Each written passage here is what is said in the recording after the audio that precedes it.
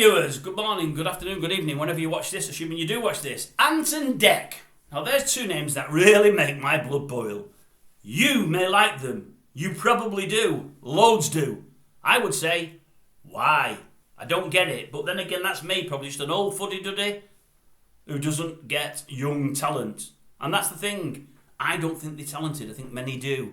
I'll tell you why they make me blood boil, and it's pretty simple. I read something 10 or 12 years ago, maybe 15 years ago.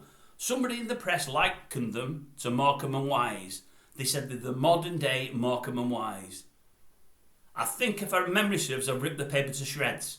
I've read that many times since, in other newspapers and from other reporters, and I tend to just put the paper down, cool down for 15 minutes before I pick it back up. They cost good money, newspapers, and I like to read them all, so ripping them to shreds is very counterproductive.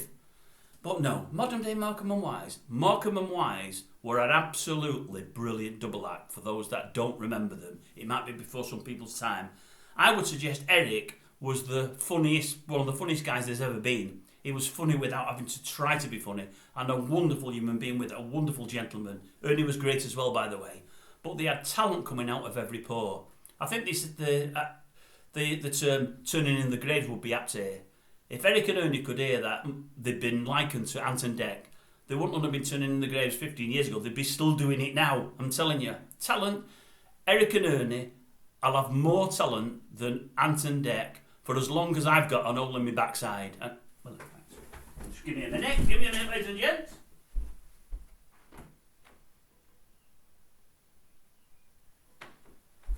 Yes.